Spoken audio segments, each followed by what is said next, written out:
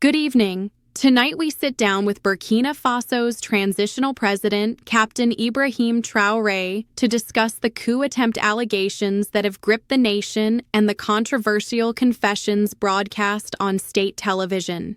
President Traoré, welcome. My first question is this. Since January 6th, every evening at 8 p.m., RTB has been broadcasting these images. Why now, and why in this manner? Thank you.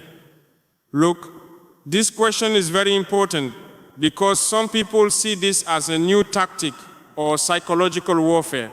But the truth is much simpler. The people of Burkina Faso have a right to know. For years, coups and plots in this country happened in silence, in darkness. Blaise Compaoré's murder of Thomas Sankara, his 27 years of stolen power, these were all secret operations. The people knew nothing. Then in 2022, we had 2 more coups. Every time, the same thing. Silence, secrecy, no accountability. I'm choosing a different path. If someone is trying to destroy me, my government, Burkina Faso's sovereignty, the people must see it, know it, understand it. This isn't just transparency, it's justice. Because these plots don't just target me, they target Burkina Faso's independence, freedom, and future. In the footage we've broadcast since January 6, what do you see? Sergeant Major Salfo Yalweogo from the Republican Guard, businessman Ali Winega. These people were planning to kill me, disable our drone base, then create conditions for foreign forces to intervene. And who's behind it? Paul Henry Sandaogo Damiba, the man I overthrew in 22. But here's the real issue. This isn't just Damiba's plan. Behind him are imperialist powers. France, America, Western intelligence services. They don't want Burkina Faso to be truly independent. Why? Because we took back our gold, nationalized our mines, expelled French soldiers, began the process of leaving the CFA franc. This is unacceptable to them.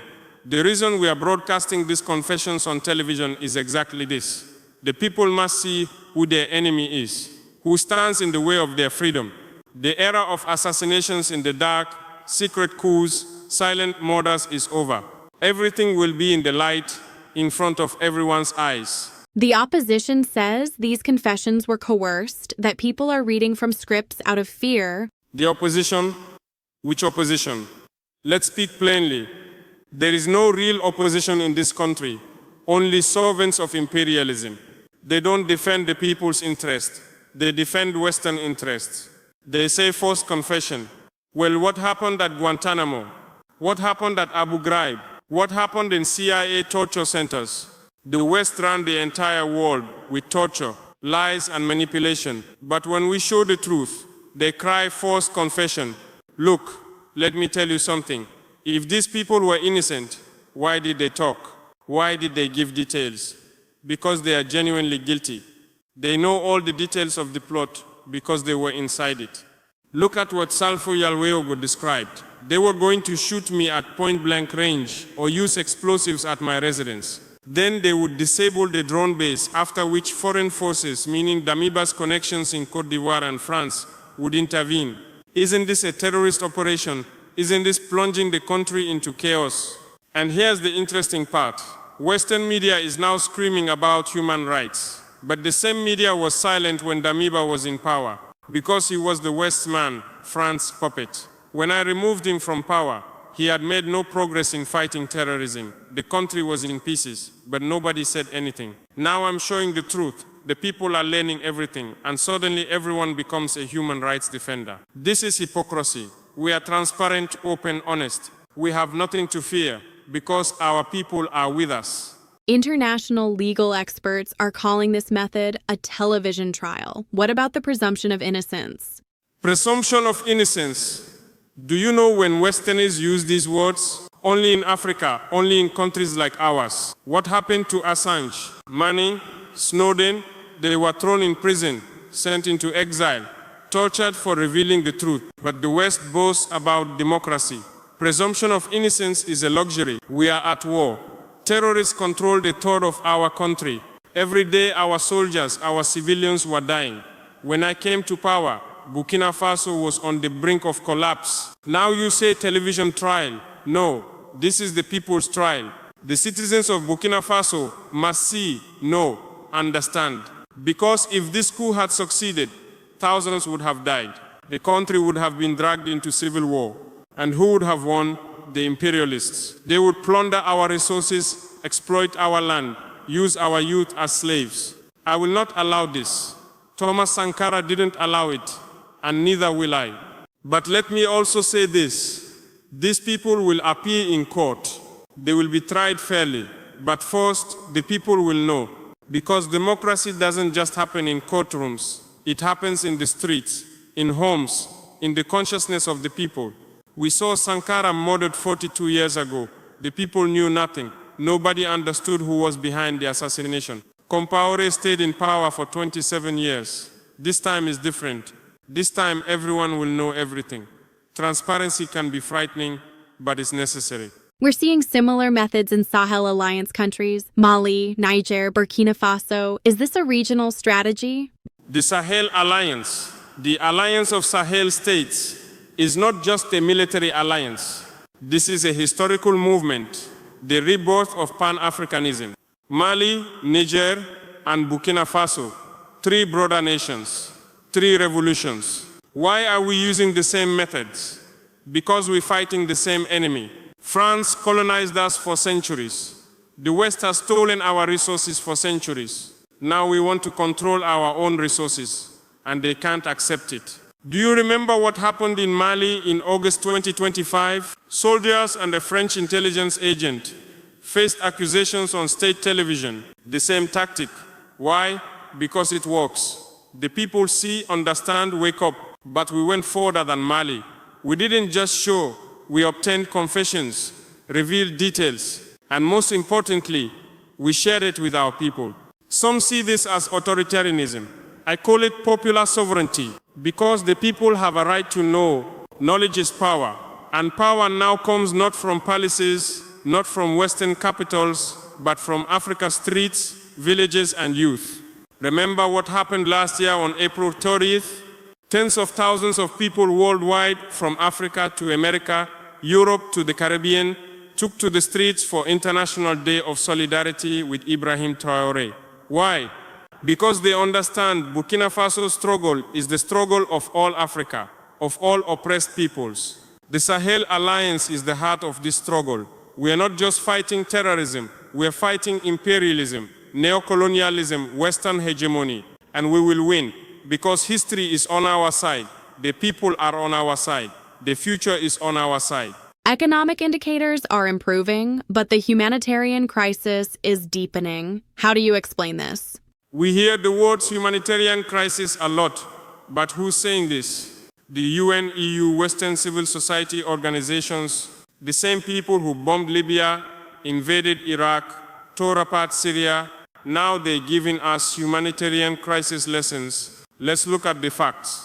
In 2025, our economic growth was 4.9%. 700,000 people escaped extreme poverty. We achieved food self-sufficiency in agriculture for the first time in 60 years. Our gold production increased, and now this gold belongs to the people of Burkina Faso, not Africa's exploiters, not French companies. Yes, they are refugees. But why? Because we're fighting terrorism. Where does terrorism come from? From Western interventions, from the destruction of Libya, from destabilization policies. When they killed Gaddafi in 2011, what did they say? Democracy, freedom, human rights. The result? Libya turned into a wasteland, the Sahel filled with terror. Millions were displaced. Now we are trying to clean up this chaos. With Operation Lalmazga, we retook dozens of towns and villages. We went into places nobody could reach for 5 or 6 years, destroyed the terrorist fortress. Is this easy? No. Is it without casualties? No. But is it necessary? Absolutely yes. In every operation, we try to protect civilians. But terrorists hide among civilians. They use schools, hospitals, villages as bases. When we conduct operations, the West screams about civilian casualties. But when JNM terrorists killed 133 civilians in Barcelona, they were silent. When they killed 12 civilians in Esakane, massacred 26 in Sanaba, nobody spoke. Because this fits their strategy. Keep Africa weak, divided, at war. If you're talking about humanitarian crisis, the real crisis is the destruction imperialism has created in Africa. 400 years of slavery, 100 years of colonialism, 60 years of neo-colonialism. That's the real crisis. We're trying to solve this crisis. And economic indicators show it's working. Yes, we're going through a difficult period, but we see the light at the end of the tunnel. In 2026, we'll make more progress. We'll retake more territory, build more schools, hospitals, roads, and most importantly, we'll protect our freedom. Can we discuss press freedom and the forced conscription of journalists? Sure, let's discuss it. But first, let me ask, where has Assange been for 14 years? In prison. His crime, telling the truth. America wanted to kill him. Britain imprisoned him. Now they're trying to give me press freedom lessons. Buzuma Sanogo Bukari Woba Lukpak Belguem. These are the names the West calls free journalists. But what did they actually do? They conducted propaganda against the state, legitimized terrorism, incited the people against the government, collaborated with foreign powers. In March 2025, the Journalists Association held a press conference. What did they say? The government is restricting freedom of expression, release detained journalists. But the same association never discussed terrorists killing civilians. They didn't discuss the Barcelona massacre because their agenda was to overshadow the government's success. We didn't arrest these people, we conscripted them. There's a difference. Burkina Faso is at war. Defending the country is every citizen's duty. If these journalists truly love Burkina Faso, they should defend the country, fight on the front lines. Look, I'm not against journalism. I'm not against free press. But free press is not treason against the state, supporting terrorism, misleading the people. Journalists should defend the people's interest, tell the truth, demand accountability from the state. But if they try to sabotage the state, work toward its destruction, there will be consequences. And there were consequences. Now those journalists are in the army. Maybe there they'll see the real Burkina Faso. Maybe on the front lines, they'll understand how soldiers risk their lives every day, how they protect the people. Maybe they'll learn a bit of patriotism. We released some in July 2025. Why? Because we showed mercy. But remember, if they make the same mistakes again, this time it will be harsher. Press freedom is important, but defending the homeland is more important. Burkina Faso first, everything else second. What are your thoughts on the opposition and the election calendar? No elections until 2029? Elections. The West always talks about elections, as if elections are the solution to everything. But look, Blaise Compaoré stayed in power for 27 years through elections. Rochemar Christian Compaoré came through elections and drove the country to disaster. Damiba staged a coup and achieved nothing. Are elections important? Yes, but right now our priority isn't elections, it's security, sovereignty, development. We must defeat terrorism, control our resources, build our economy. Then there will be elections. 2029 is our target. Why so long? Because building a country takes time. Sankara accomplished magnificent things in 4 years, but he didn't have enough time. Compaoré killed him, ended the revolution. I don't want to make the same mistake. We are building fundamental infrastructure, military strength, economic stability, social justice, pan-African unity. Holding elections before this is done is meaningless, because we know who would win. Puppet leaders supported by the West, remnants of the old regime, agents of imperialism. No, we will first complete our revolution. By 2029, Burkina Faso will be a strong, free, sovereign country. Then the people can truly choose their leader in a free election. And let me say this, if the people don't want me, I'll leave. But until then, I'll do my job. I'll keep Thomas Sankara's spirit alive, serve my people, fight against imperialism. Opposition? I said there's no real opposition. What exists are only those financed by the West, supported by ECOWAS, servants of imperialism. They want to take the country back, return to the old system. We won't allow it. But if a patriotic opposition emerges, one that sides with the people, truly thinks of Burkina Faso's interests, welcome. We'll dialogue with them, debate, work together, but never with traitors, never with agents of imperialism. Your relations with Russia and the presence of the Wagner Group are controversial. What do you say? Russia, that's the word the West fears most, because Russia challenges Western hegemony. And we, as Burkina Faso, defend our right to work with different partners in a multipolar world. France had military bases in Burkina Faso for 60 years. What did they do? Nothing. Terror increased, security worsened, our people died. When we expelled them in 2022, they thought the world would end. They said Burkina Faso will collapse, Traore can't succeed, terror will spiral out of control. What happened? The opposite. We worked with Russia, we received military training, equipment, established strategic partnership. The result?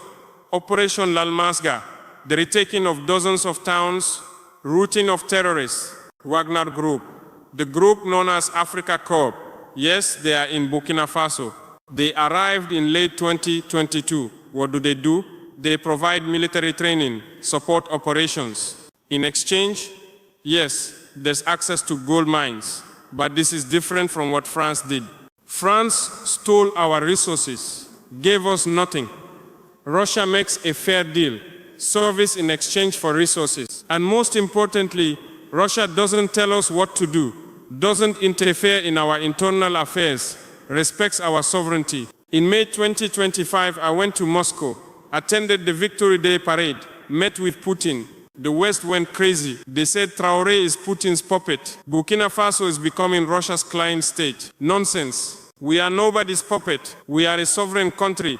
We work with Russia because it serves our interests. We work with China. We work with Turkey. We work with Iran. Multipolar foreign policy. This is sovereignty itself. And the West can't accept this, because for centuries, African countries had only one option: submit to the West. Now it's different. Now we choose, and this frightens them. Is Russia perfect? No. No country is perfect, but Russia didn't exploit Africa, didn't conduct slave trade, didn't colonize. This historical fact matters. And let me say this. If tomorrow Russia stops respecting Burkina Faso's sovereignty, we'll expel them too, because we're governed by principles: sovereignty, freedom, Pan-Africanism. Whoever respects these principles can work with us. Whoever doesn't must leave. My final question, how do you want history to remember you? This question is very personal but important. Look, I'm not here to be remembered by history. I'm here to save Burkina Faso, liberate my people, revive Africa's spirit. If tomorrow a bullet hits me, and we've survived 5 assassination attempts, so this is always possible, how do I want people to remember me? Ibrahim Traoré was a leader who never compromised his principles, wasn't afraid of imperialism, loved his people. That's enough. Think of Thomas Sankara. When he was killed in 1987, he was 37 years old. He was in power for only 4 years. But today, all of Africa, all the world remembers him. Why? Because he lived by his principles, died for his principles. He said the homeland will be free or empty. He said the fight against imperialism is the fight for the liberation of African peoples. He said those who prefer enslavement will one day learn freedom. I am the continuer of this legacy. Yes, I make mistakes. Yes, I make difficult decisions. Yes, I'm criticized. But my conscience is clear, because in every decision I ask one question: is this in Burkina Faso's interest? Conscripting journalists wasn't an easy decision, but traitors must be punished. Broadcasting confessions on television is controversial, but the people must know the truth. Postponing elections is criticized, but we must first make the country secure. Every decision requires a price. I'm ready to pay this price, because what's the alternative? Going back to the Compaoré era, the Caboret era, to chaos, poverty, humiliation? Never. People call me a dictator. Well, does a dictator love his people? Is a dictator on the front lines with his soldiers every day? Does a dictator distribute resources to the people? I don't use luxury cars, don't build palaces, I'm not rich. I wear a simple military uniform, live with my people. Some compare me to Sankara. This is a great honor, but a heavy responsibility. Sankara is a legend. I'm just a soldier, but I'm trying to keep his vision alive. In 2026, we will face more challenges. Imperialism won't give up. There will be more coup attempts, more propaganda, more pressure. But we won't give up either. The Sahel alliance is growing stronger. Pan-Africanism is spreading. Peoples are awakening. This isn't just Burkina Faso's revolution. It's all of Africa's awakening. And I see myself as part of this awakening. A humble part, but an important part. If I fall tomorrow, someone else will take my place. Because this movement is bigger than one person. This movement is the freedom yearning of 1.4 billion Africans. How do I want history to remember me? As a son of Burkina Faso, a soldier of Africa, a warrior for freedom.